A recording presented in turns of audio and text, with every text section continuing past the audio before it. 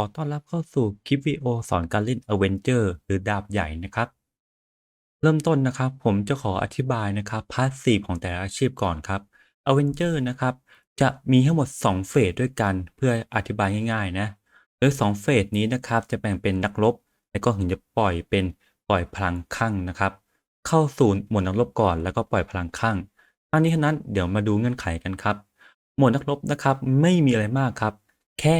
เก็บสะสมนะครับหลอดความโกรธนะครับไม่ใช่หลอด MP มันแยกจากกันโกรธกับ MP คนละอย่างกันดังนั้นไม่ว่าเราจะทำ MP มากขนาดก็ตามหลอดความโกรธก็จะไม่เพิ่มขึ้นนะครับสะสมหลอดความโกรธนะครับให้ครบ100หรือเต็มนะครับแล้วก็โจมตีด้วยดาบระเบิดไฟสังหารจะเข้าสู่สถานะนักรบจากนั้นพอเข้าสู่สถานะนักรบเสร็จเฟสหนึ่ง ทำการสะสมความโกรธให้เต็มอีกครั้งแล้วก็ใช้ดาบระเบิดไฟสังหารนะครับเพื่อเข้าสู่ปล่อยพลังข้างครับทีนี้แต่ละเฟสนะครับในเฟสของนักรบเนี่ยเมื่อเราโจมตีมันจะเสียเลือดเรื่อยๆใช่ไหมแต่พอเราเข้าสู่เฟสปล่อยพลังข้างเราจะไม่เสียเลือดอีกแล้วอีกทั้งถ้าอยู่ในโหมดนักรบเรื่อยๆแล้วปล่อยพลังข้างหมดนะครับไม่ต้องกังวลมันก็จะอยู่นักรบเหมือนเดิมแค่เราสะสมความโกรธให้ครบใหม่อีกครั้งหนึ่ง มันก็จะเข้าสู่ปล่อยพลังข้างแล้ว ปล่อยพลังข้างมันได้ยังไง คือความเสียหายนะครับจะเพิ่มนะครับ10%ทุกสกิล อีกทั้งฟื้นฟูเลือดนะครับ1,000ทุกครั้งเมื่อเข้าสู่เฟสนี้ ดังนั้นอย่าลืมไปทำ MP กันนะครับ ซึ่งผมแนะนำว่า MP สำหรับ Avenger จะอยู่ที่20%เป็นขั้นต่ำเพราะว่าอะไร เพราะว่าในปัจจุบันมีตัวตัด MP ค่อนข้างเยอะครับ แม้ว่าเราโจมตีแล้วจะได้ความโกรธเพิ่มทุกครั้ง แต่ก็อาจจะไม่ทันก็ได้ถ้าโดนพวกสายตัด MP นะครับดังนั้นควรจะนะครับทำ MP เปอร์เซ็นต์ไว้ MP เปอร์เซ็นต์นะครับมันยังช่วยฟื้นฟูพวกทรัพยากรด้วยทรัพยากรในที่นี้ก็ไปถึงพวกลูกแก้วของเลเว่นความโกรธของอเวนเจอร์ก็คือหนึ่งในนั้นนะครับอันนี้คือเป็นการพูดคุยเกี่ยวกับการเล่นพาสซีฟของอเวนเจอร์นะครับก็คือเก็บความโกรธให้ครบนะครับเฟสหนึ่งเข้าสู่เฟสสอง จะใช้สกิลดาบระเบิดไฟสังหารซึ่งเป็นสกิลหลักๆของ Avenger อีกด้วยนะครับต่อมานะครับในโหมดนักรบเนี่ยอย่างที่คนรู้กันครับไม่ว่าจะใช้สกิลอะไรก็ตามเนี่ย Avenger เนี่ยมันจะลดคูลดาวน์ของทักษะทุกสกิล0.3 วิทุกครั้งที่ใช้สกิลนี่คือข้อได้เปรียบมากๆของดาบใหญ่นะครับหรือ Avenger ผมบอกตรงว่าเป็นหนึ่งในตัวโกงมากๆนะครับ ที่ทำให้มันสามารถเล่นได้ดีอีกทั้งนะครับเมื่อเข้าสู่หมวดนักรบแล้วมันมีข้อดีอีกอย่างหนึ่งครับคือมันคุ้มกันลดความเร็วโจมตีมันจะไม่ถูกลดความเร็วโจมตีเด็ดขาดทำให้มันนะครับบ้าคลั่งรวดเร็วตลอดเวลานะครับต่อมานะครับผมจะพูดถึงสกิลเด็ดๆของอาชีพ Avenger เท่านั้นนะครับสกิลแรกครับสมดุลสังหารมีคูลดาวน์อยู่ที่2วิอันนี้จะเป็นหนึ่งในไคลแม็กซ์นะครับที่จะช่วยทำให้เราสามารถลดคูลดาวน์ของอาชีพต่างๆได้ดียิ่งขึ้นนะครับของสกิลนี้ โดยที่พอใช้สกิลนี้นะครับสามารถกดได้ทันที cancel สกิลได้ทุกสกิลมันคือในหนึ่งในตัวบูสต์พาสซีฟที่ดีมากๆนะครับต่อมานะครับอีกสกิลหนึ่งทำมาหากินมากๆคือดาบระเบิดไฟสังหารอย่างผมบอกไปคือพอหลอดนะครับความกดเต็มทุกครั้งควรจะหามอนเตอร์แล้วก็ใช้สกิลนะครับปาดมันด้วยดาบระเบิดไฟสังหารจะทำให้เข้าสู่โหมดปล่อยพลังข้างทุกครั้งนะครับดังนั้น ไม่ว่าเราจะหนีหรือยังไงก็ตามเจอศัตรูหรือมอนเตอร์ควรใช้สกิลนี้ทุกครั้งเพื่อให้มันบูสต์พาสซีฟได้เรื่อยๆนะครับรอครับพาสซีฟนะครับจะต้องโจมตีโดนนั้นถึงจะเข้านะครับโจมตีไม่โดนตอนนี้ไม่ได้แล้วต่อไปนะครับจะเป็นช่วงสาธิตพาสซีฟของเวนเจอร์นะครับทุกครั้งที่เล่นนะครับอย่าลืมเปิดปิดโหมดพลังข้างตรงนี้ด้วยนะครับนักรบที่มุมขวาล่างครับมาดูกันครับ ตอนนี้นะครับหลอดความโกรธของผมนะครับมันแยกออกจากหลอด MP มาดูนะผมใช้ MP อยู่ที่ประมาณ20%ครับของโจมตีผมจะทำการเก็บเปอร์เซ็นต์หลอดนี้ให้ครบนะครับทุกการใช้สกิลพอเต็มแล้วครับเรียบร้อยเราจะเข้าสู่เฟสแรกครับที่ชื่อว่านักรบหลังจากนี้คือเราจะต้องรีบนะครับทำการเก็บหลอดนะครับ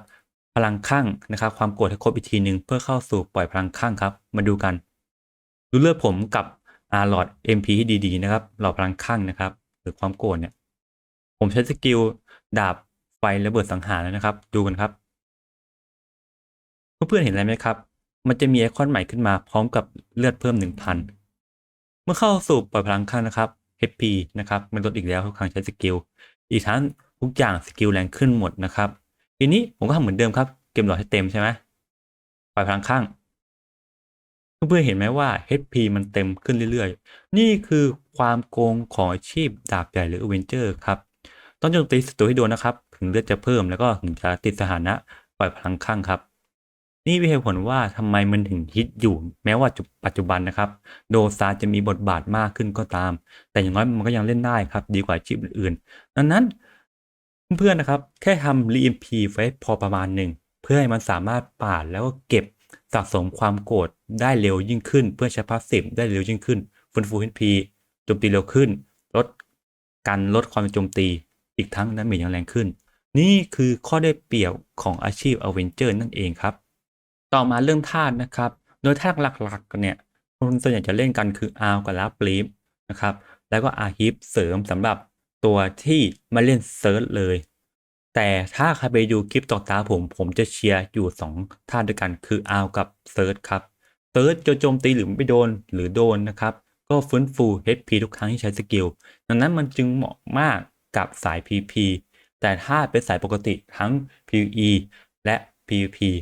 ทุกคนส่วนใหญ่ก็จะเล่น ARL กับ Last Blip เป็นหลักนะครับ ส่วนตัว ARL กับ Search ครับ โอเคครับ ต่อไปจะเป็นอีกหนึ่งเทคนิคของอาชีพดาบใหญ่หรือ Avenger นะครับ มาที่เมนูครับกดการตั้งค่าครับ เกม มาเลือกคำว่าหัวข้อทักษะนะครับ เอาคำว่าใช้การจองทักษะออก ที่จริงไม่ใช่เฉพาะของอาชีพ Avenger นะครับทุกอาชีพสามารถใช้ได้หมดนะครับ โดยเทคนิคนี้จะเป็นการกดสกิลย้ำแบบนี้ครับ กดปุ่มเดิมๆย้ำครับ มันจะออกสกิลไวขึ้นนะครับ เดี๋ยวผมจะมีคลิปตัวอย่างให้ดูว่าทำไมถึงต้องเป็นแบบนี้นะ โดยที่คลิปตัวอย่างนั้นนะครับเราจะเห็นว่าการกดนะครับย้ำๆจะมีประสิทธิภาพเร็วกว่าการที่กดใช้จองทักษะมากๆครับเพื่อลืมไปลองกันนะครับผม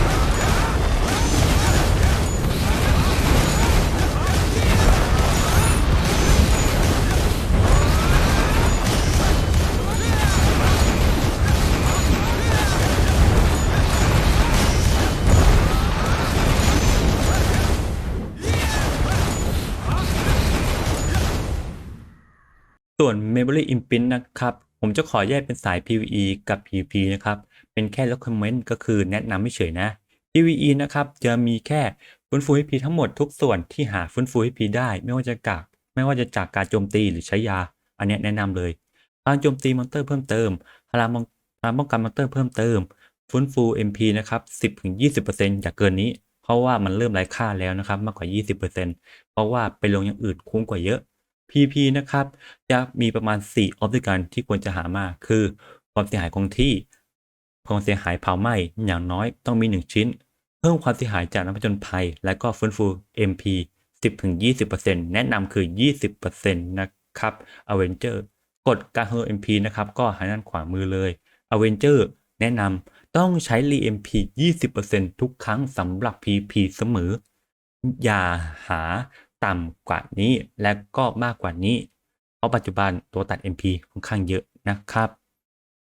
ส่วนความเสียหายคงที่กับเพิ่มความเสียหายนักผจญภัยจะมีข้อแตกต่างกันอยู่2กรณีคือความเสียหายคงที่เนี่ยมันเหมาะสำหรับการตบข้าม CP เยอะๆมันดีมากหรือถ้า CP พอกับเรามันก็เริ่มพอไปได้อยู่แต่น้อยกว่าเราเมื่อไหร่มันเริ่มไร้ค่าแล้วไม่ค่อยเห็นผลครับแถมมันใช้ได้กับตัวเองเท่านั้นส่วนพวกความเสียหายจากนักผจญภัยเนี่ยมันดีทั้ง CP น้อยกว่าเราพอๆกับเราและมากกว่าเราจะเห็นผลน้อยกว่าความเสียหายคงที่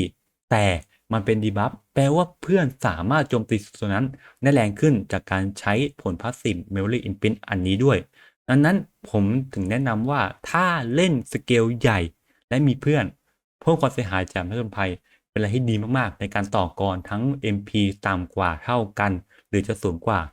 ความเสียหายคงที่มันเหมาะสำหรับข้าม CP เยอะๆมากๆมันดี แต่พอๆกับเรา มันเริ่มไม่ค่อยเห็นผลแล้วต่ำกว่าเราโคตรไม่คุ้มครับ ต่อไปนะครับจะเป็นการสอนคอมโบการเคลื่อนที่หรือมูฟเมนต์ของอาชีพ Avenger นะครับต้องจำเรียงตามรูปภาพที่ปรากฏเลยนะครับจำไว้ว่าสกิลนี้คอมโบนี้ลูปใช้ได้ทันทีนะครับเริ่มกันครับสกิลใหญ่นะครับสกิลแรกเคลื่อนที่ยักษ์ไกครับจากนั้นกวาดแล้วก็ใส่กระแทกคุณจะสงสัยว่าทำไมต้องใช้สกิลโจมตียักษ์ไกเพราะเราใช้สกิลนี้เพื่อลดคูลดาวน์ของสกิลที่ใช้ก่อนหน้านี้นะครับหรือทั้งหมดเลยนั้น พอใช้สกิลนี้ปุ๊บใช้ไหล่กระแทกทันทีจะเป็นแบบนี้ครับมันจะไม่ใช้สกิลแต่มันจะไปลดคูลดาวน์ของสกิลอื่นนั่นเองนะครับจำไว้เสมออีกทั้งเมื่อเราใช้สกิลกระโดดและใช้ไหล่กระแทกเนี่ยมันจะแคนเซิลสกิลทำให้มันคูลดาวน์ของสกิลอื่นๆเนี่ยลดลงได้เร็วยิ่งขึ้นนั่นเองตามคอมโบที่ปรากฏนะครับเดี๋ยวมาดูกันครับว่าคอมโบยักษ์ไกลหรือเคลื่อนที่ยักษ์ไกลนี้สามารถวนลูปได้จริงไหมมาดูกันครับ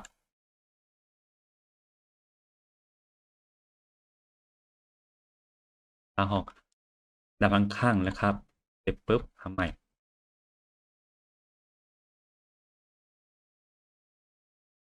พลังข้างแบบนี้ครับทำไปเรื่อยครับสามารถวนลูปใช้ได้ไม่จำกัดนะครับสำหรับการเคลื่อนที่ของกิลดาบใหญ่นะครับก็เล่นตามนี้ได้เลยครับสำหรับมูฟเมนต์เคลื่อนที่ยักษ์ไกลของมันครับค่อนข้างโกงมากๆครับ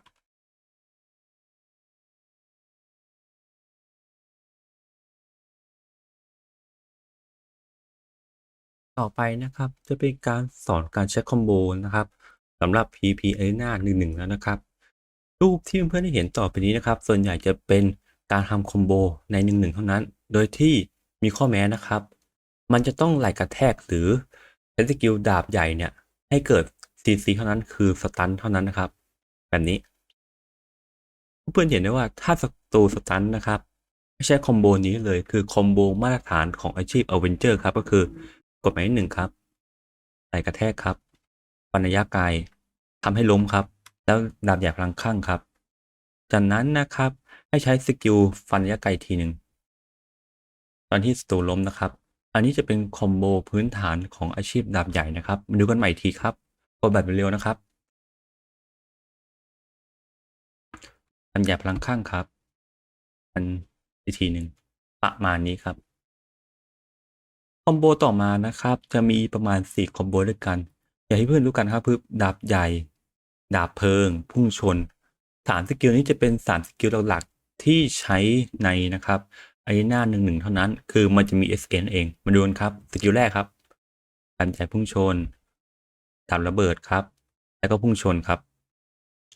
3สกิลนี้นะครับจะเป็น3สกิลหลักๆที่ใช้ในประลอง1-1ทั่วไปนะครับดังนั้นมันสามารถใช้3สกิลนี้อันไหนก็ได้นะครับเช่นเราใช้ดาบพุ่งชน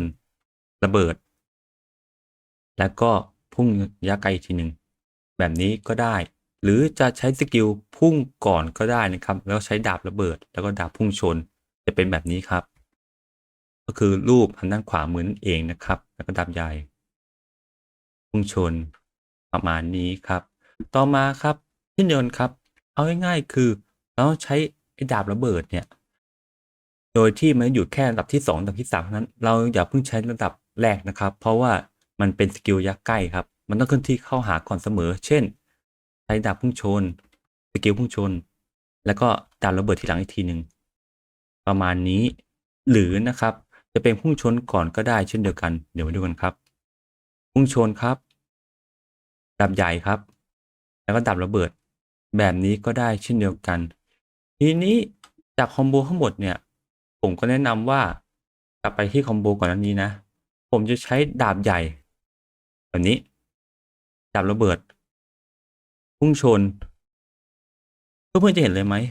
สกิลมาวนกลับมาสกิลคอมโบแรกที่ผมสอนเพื่อนไปก็คือสกิลนี้นะครับสกิลที่ดีที่สุดของมันแล้ว1-1นะครับเนี่ยวนกลับมาทัน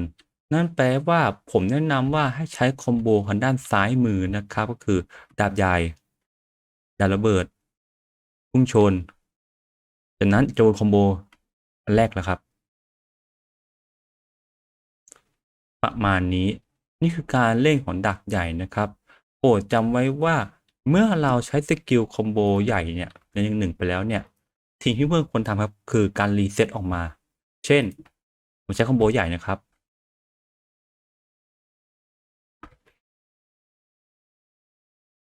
เสร็จปุ๊บผมใช้ฟันแบบนี้ควรจะใช้สกิลหอกเพื่อหนีออกมาหรือกดหลบออกมาอีกทีหนึ่งเพื่อรีเซ็ตสกิลนะครับหรือมูฟเมนต์ในการคอมโบต่อไปนั่นเองนะครับ ต่อไปนะครับจะเป็นการส่องคอมโบแมสพีพีหรือข้างทางนอกเหนือจากประลองทั่วไปแล้วนะครับหรือข้างทาง PVP กิลวออะไรได้หมดนะครับสนามใหญ่ลาบางเด็กก็ใช้ได้เช่นเดียวกันคอมโบนี้นะครับจะเป็นคอมโบพื้นฐานมากๆเลยก็คือไว้สำหรับเล่นข้างนอกคือใช้สกิลดาบใหญ่พุ่งชนครับไหล่กระแทกแล้วดาบระเบิดจากนั้นใช้สกิลกระโดด